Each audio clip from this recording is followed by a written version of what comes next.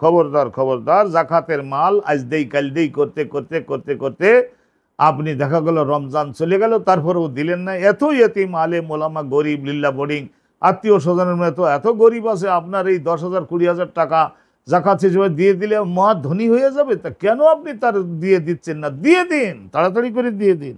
যদি নিজের বিপদের থেকে রক্ষা করতে চান তাহলে দ্রুত দিয়ে দিন। আলহামদুলিল্লাহি রাব্বিল আলামিন ওয়াসসালাতু ওয়াসসালামু আলা সাইয়্যিদিল আমবিয়াই ওয়াল মুরসালিন। বাবুন আল মান্নানু বিমা আ'তা লিকাউলি আযজা ওয়া জাল্লা আল্লাযীনা ইউনফিকুনা আমওয়ালাহুম ফি সাবিলিল্লাহি সুম্মা লা ইউতবিউনা, বাবে ফল থেকে লা ইউতবিউনা মা আনফাকু মান্নাও ওয়ালা আযা। আল আয়াত। ইমাম বুখারী রাহমাতুল্লাহি আলাইহি একজন মুজতাহিদ ছিলেন। তার ইজতিহাদ আমরা তার থেকে আল্লাহর রাসূলের বিষয়ে, কোরআনের বিষয়ে লক্ষ কোটি বিষয়ে অবগত হয়েছি। আমরা চিরকৃতজ্ঞ তার প্রতি। তার মা বাপের উপরে আল্লাহ রাব্বুল আলামিন জান্নাতুল ফেরদাউসের সব রহমত তাদেরকে দান করুন, এটা আমরা দোয়া করি। সম্মানিত দর্শক, সম্মানিত শ্রোতা, এখানে এই একটা হেডিংয়ের একটু নিজের বক্তব্য দিয়েছেন ইমাম বুখারী, আর আয়াত উল্লেখ করেছেন কিন্তু হাদিস প্রদান করেন নাই। তো ওই ব্যাখ্যা ওই যে হয়তো তিনি মনে করেছিলেন যে আফটার পরবর্তীতে একটা সুইটেবল হাদিস পাইলে এখানে বসাই দেব, পরে আর টাইম পান নাই, বেখেয়াল হয়ে গেছেন, তা বোঝা যায়। কিন্তু কোরআনের আয়াতের মাধ্যমে যেহেতু উদ্দেশ্য পূরণ হয়ে গিয়েছে, অতএব হাদিস না দিলেও এটা কোনো শূন্যতা না। আল মান্নান ও বিমা আতা, এখানে আল্লাহর নবীর পক্ষ থেকে বলা হচ্ছে জম্মুল মান্নান। মান্নান মানে খুঁটা যে দেয়। তোমার ছেলের, তোমার মেয়ের বিয়ের সময় এত টাকা দেই নাই, অনেক লোকের সামনে বলছে।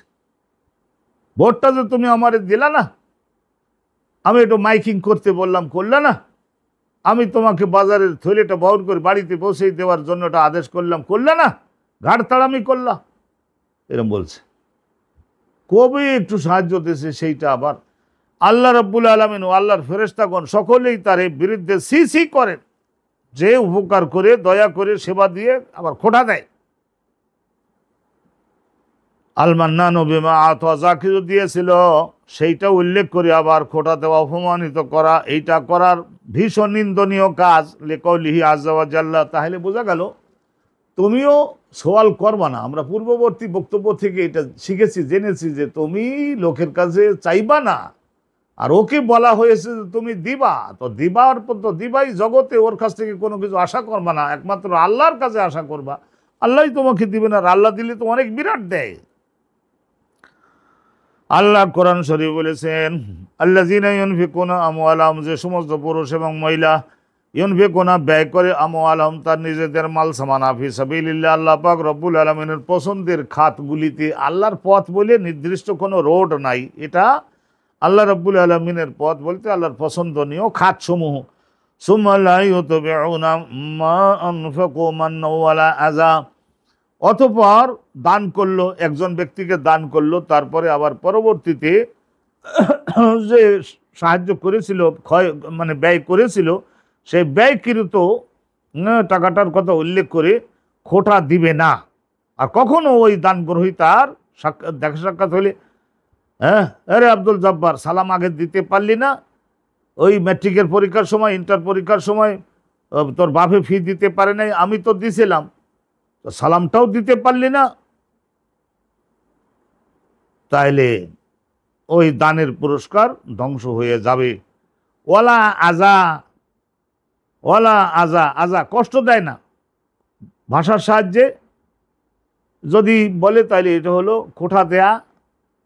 আর আজা হতে পারে এমন যে একটা কাজ করে দেয় নাই, সেই জন্য বহুত লোকের সম্মুখে চড় থাপড় মারা বা অপমানজনক কথাবার্তা বলা, হ্যাঁ অপমানজনক কথাবার্তা বলে তাকে কষ্ট দেওয়া, খোঁটা দিয়ে তাকে কষ্ট দেওয়া, এইটাও করা যাবে না, করা যাবে না, করা যাবে না। ইসলামে এটা নিষিদ্ধ।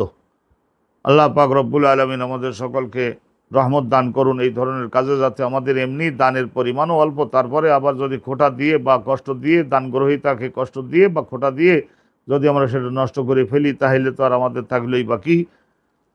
সম্মানিত দর্শক মণ্ডলী, এর সঙ্গে আমরা যেহেতু কোনো হাদিস ইমাম বুখারী উল্লেখ করেন নাই, সেই জন্য এর সঙ্গে আমরা ওই পরবর্তী হাদিসখানা জুড়িয়ে দিতে চাচ্ছি। বাবুন মানা হাব্বা তাজিল সাদাকা মিন ইয়াউমিহা, এখানে স্বয়ং রাসূলুল্লাহ কি কৌশল অবলম্বন করতেন দান করবার ব্যাপারে। হাদিসখানা শুনলে আপনাদের আত্মা পরিতৃপ্ত হবে, শুনে নিন, কলিজা ভরে শুনে নিন।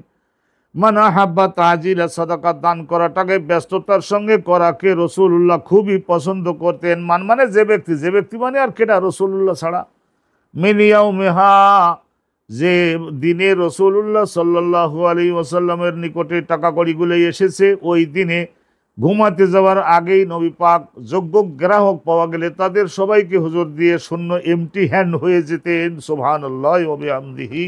শুনুন, أبي قال دنا أبو عاصم عن عمر بن سعيد عن ابن أبي مليكة أن عقبة بن الحارث حدثه قال, সনদটা শুনে নেন।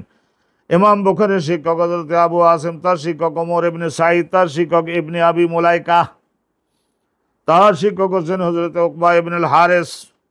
উকবা ইবনুল হারিস আল্লাহর নবীর সাহাবী, জাদরিল সাহাবী। ওনার সম্পর্কে পরবর্তীতে এক সময় আপনাদেরকে ইনশাআল্লাহ জানাবো। হাদদাসাহু, তাইলে উকবা ইবনুল হারিস ইবনে আবি মুলাইকার নিকটে তাবিঈ ওনার কাছে বর্ণনা করেছেন। কলা উকবা ইবনে আমির, উকবা ইবনুল হারিস বলেন, কলা সাল্লাল্লাহু নবী সাল্লাল্লাহু, তিনি বলছেন যে নবী সাল্লাল্লাহু আলাইহি ওয়াসাল্লাম, রাসূলুল্লাহ সাল্লাল্লাহু আলাইহি ওয়াসাল্লামের আমল ও হাদিস, কওল ও হাদিস, আমল ও হাদিস, হাদিসে মারফু, তাকরীর ও হাদিস। তাকরীর মানে আরেকজন সাহাবীর বক্তব্য শুনলেন, রাসূলুল্লাহ প্রতিবাদ করলেন না, মুস্কি মুস্কি হাসলেন, বোঝা গেল অনুমোদিত।